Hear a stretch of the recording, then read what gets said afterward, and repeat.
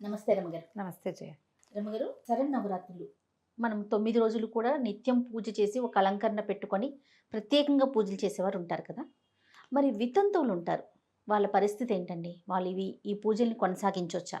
చేసుకోవచ్చా? నిత్య పూజ అంటే రోజువారీ పూజ కాదు జయ. నిత్య పూజ ఓకే, నిత్య పూజ ఒక అనుమానం ఉండింది నాకు. ఈ నవరాత్రులు, శరన్నవరాత్రులకు సంబంధించి ప్రత్యేకమైన పూజలు లేకపోతే ప్రత్యేకమైన వ్రతాలు ఉంటాయి, కొన్ని నోములు ఉంటాయి. వాళ్ళని మనం ఏ విధంగా చూడాలి? వ్రతాలు నోములు చేయటం సాధారణంగా చెయ్యరు జయ. నిత్యం పూజ చేసుకోవడానికి ఏమీ తప్పు లేదని అనిపిస్తుంది నాకు. ఇది వరకటి రోజుల్లో అంటే కుటుంబాలు పెద్దవిగా ఉండి ఎంతో పక్కనున్న ఇంట్లో పెద్దవాళ్ళు ఎవరో మిగిలిన వాళ్ళు ఎవరో చేసేవాళ్ళు అంతే, అలాగే జరిగేది. ఇప్పుడు అలా కాకుండా మనమే ఉంటాం, ఒక్కళ్ళే ఉంటారు. ఓ ఇద్దరు పిల్లలు, ముగ్గురు పిల్లలు, ఓ పిల్ల ఉంటారు. పిల్ల కాలేజీకో స్కూల్కో వెళ్తుంది. ఇంట్లో దీపం పెట్టుకోద్దా? పైగా ఏమిటంత తప్పు నాకు అసలు అర్థం కాదు. ఇదో పెద్ద ప్రశ్నగా అడుగుతారు ప్రతి వాళ్ళు. ఏం తప్పు, ఏం పోయింది ఇప్పుడు?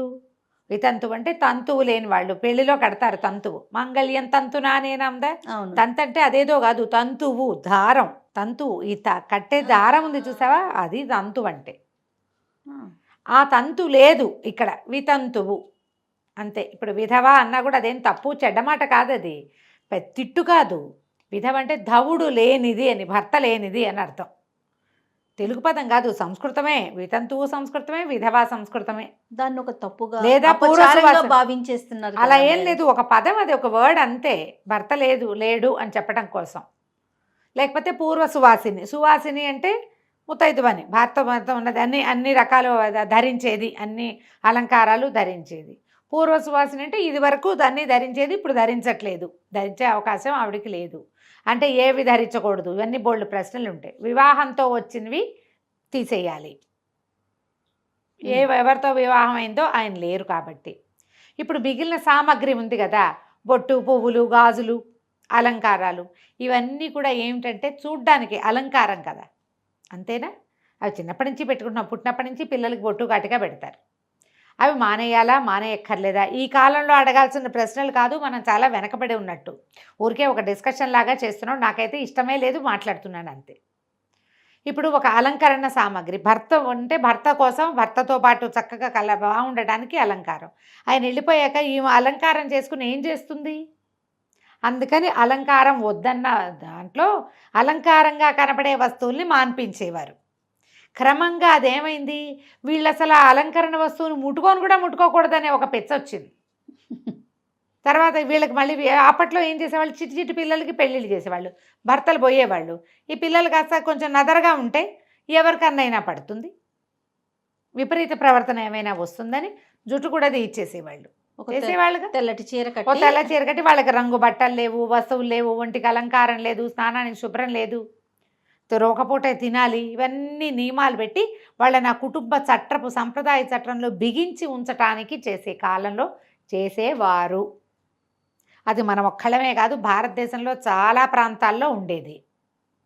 దురాచారం, ఏమైనా అనాచారాలు వస్తాయేమో, పనికిరాని పనులు అవుతాయేమోనని ముందుగానే దురాచారం దాన్ని మొదలుపెట్టి దురాచారంగా పరిణమింపజేశారు. జాగ్రత్త కాస్త అతి జాగ్రత్తగా మారి దురాచారం అయిపోయింది. క్రమంగా వాళ్ళు ఎదురు పడకూడదు, వాళ్ళు కనపడకూడదు, వాళ్ళు అది చేయకూడదు, వాళ్ళు ఇదిగా పనికిరాదు, వాళ్ళ అక్షింతలు ముట్టుకోకూడదు, పసుపు ముట్టుకోకూడదు, కుంకం ముట్టుకోకూడదు, ఏవీ ముట్టుకోకూడదు. ఇప్పుడు తల్లి తండ్రి గతించాడు, పిల్లకి పెళ్ళవుతోంది, అమ్మతో అక్షింతలు వేయించుకోదు పిల్ల. మరి తల్లి దీవెన లేకపోతే ఇంకా భగవంతుడు దీవించినా వృధాయే కదమ్మా, చెప్పు. అవును. ఎందుకు వచ్చిన మాటలు ఇవన్నీ? ఇప్పుడు మనం ఎందుకు మాట్లాడుకుంటున్నాం వీటి మీద? అసలు ఈ ప్రశ్న ఎందుకు? పైగా ఏదో చేసేయాలని వీళ్ళు అనుకుంటారు. ఇప్పుడు కాలం ఎలా అయింది, మనకి పునర్వివాహాలు చాలా సహజంగా అయినాయి. విధవా వివాహం ఉంది, లేకపోతే సెపరేట్ అయిన వాళ్ళు పెళ్ళిళ్ళు చేసుకోవటాలుగా చాలా న్యాచురల్గా ఉన్నాయి. వాళ్ళు వీడోనో ఇంకోటో ఎవరికీ తెలియదు. మామూలుగా ఉన్న వాళ్ళే చక్కగా మొగుడు అన్నీ ఉండి కూడా బొట్టు కటక లేకుండా, మెళ్ళో ఏం పెట్టుకోకుండా, సూత్రాలు ఎక్కడో బీరువాలో పెట్టి, ఫ్రిడ్జ్లో కూడా పెట్టి అప్పుడప్పుడు తిరుగుతున్నారు. ఉంటే ఏమిటి, లేకపోతే ఏమిటి? మీరు దేనికి విలువిస్తున్నట్టు? మామూలు రోజుల్లో ఎప్పుడు సూత్రాలు గీత్రాలు వేసుకోరు, గాజులు వేసుకోరు, చెవులకి ఏం పెట్టుకోరు, అలాగే తిరుగుతారు. ఏదైనా పూజలు రాగానే మొత్తం అలంకారాలని అమ్మవారెళ్ళే అలంకరించుకుని సువాసనలు చెయ్యాలి, పూర్వ సువాసనలు చేయకూడదంటే నిన్నటిదాకా నువ్వు అటగే తిరుగుతున్నావు కదా. ఎవరికైనా ఇంకోళ్ళు అనేందుకు అవకాశం ఏది ఇప్పుడు? అసలు ఎవరిని ఎవరు ఏది అనలేని పరిస్థితి, అనలేని స్థితికి వచ్చాక ఈ ప్రశ్న ఎందుకు? పూజ చేసుకోవాలా వద్దా? పూజ చేసుకోవచ్చు. ఇందులో పెద్ద పెద్ద ప్రవచనకర్తలు, మనం క్యాజువల్గా మాట్లాడతాం జయ, ఏదో ధర్మశాస్త్రం పెద్దవాళ్ళు చెప్పింది పాతకాలపు పద్ధతులకి ఇప్పటికీ తేడా గురించి మాట్లాడతాం. ఇవి కాకుండా ఇంకా బాగా శాస్త్రపారాయణం చేసిన పెద్దవాళ్ళల్లో కొంతమంది, ఒకరు చాలా పెద్దవారు చెప్పింది నేను ఇదివరకు విన్నది, ఎప్పుడు భక్తి టీవీలో అలా విన్నట్టు జ్ఞాపకం. ఆయన ఏం చెప్పారంటే, అసలు వీళ్ళేవి మన మంగళ ద్రవ్యాలు ముట్టుకోకూడదు, ఇలా ఉంది వేదంలో, తర్వాత మీ ఇష్టం అని చెప్పారు. పసుపు కుంకుమ అక్షతలు అలాంటివి తీయకూడదు, పుష్పాలు ముట్టుకోకూడదు, స్వామికి దేవుడికి ఏదైనా చక్కగా చదువుకోవచ్చు, పారాయణ చేసుకోవచ్చు, పురాణ పఠనం చేయొచ్చు, పురాణ శ్రవణం చేయొచ్చు. తులసి, తర్వాత బిల్వదళాలు, తర్వాత ఏమో మన గన్నేరు పత్రాలు, ఇవి దేవుడి మీద వేయచ్చు, పువ్వులు అవి వేయకూడదు అన్నట్టుగా చెప్పారు. ఓకే. కానీ చాలామంది పెద్దవాళ్ళు, అధిపతి పద్మాకర్ గారు కానీ, తర్వాత మన గరికపాటి నరసింహారావు గారు, ఇలాంటి వాళ్ళందరూ కూడా స్కాంద పురాణంలో ఒక విశేషమైన సంగతి చెప్పబడింది. ఇలాగా భర్త గతించిన వాళ్ళు గంగా భాగీరథి గంగతోటి సమానమైన వాళ్ళు, వాళ్ళకి పాదాలంటే నమస్కారం చేయకపోతే మనకి నిష్కృతి లేదు, దండం పెట్టుకోవాలి వాళ్ళకి ఖచ్చితంగా, పరమ పవిత్రులు వాళ్ళు అని చెప్పారు. స్కాంద పురాణంలో ఉంది, కాశీఖండంలో ఉంది, పద్యాలు శ్లోకాలతో సహా చెప్పారమ్మా. నేను ఎన్నిసార్లు విన్నాను. నేను విన్నప్పుడు అనుకుంటా ఇలాంటి వాళ్ళు పూర్వకాలంలో కూడా ఉంటుంటే ఎంత బాగుండేది, జీవితాలు ఎంత వృధా అయిపోయి ఉంటాయి పాపం వాళ్ళకి. కనీసం మన లోపల మనం భర్తలు చనిపోతే మాత్రం మనసులు చచ్చిపోవు కదా, మరి సొంత పిల్లలకు కూడా ఏమైనా మంచి అక్షంతలు వేసుకునే అవకాశాలు లేని కాలం కూడా ఉండేది. వీళ్ళంతా ముందే ఉండుంటే బాగుండేది. ఇప్పుడు మనం ఏమీ పాటించట్ల, మనం ఏది కావాలంటే అది చేసుకుంటాం. అందరూ పెద్ద పెద్ద బొట్లు పెట్టుకునే వాళ్ళు ఉన్నారు. ఇప్పుడు మన సమాజం మనది ఎలా మారాలి? వాళ్ళకి బొట్టు పెట్టే ధైర్యం కావాలి మనకి.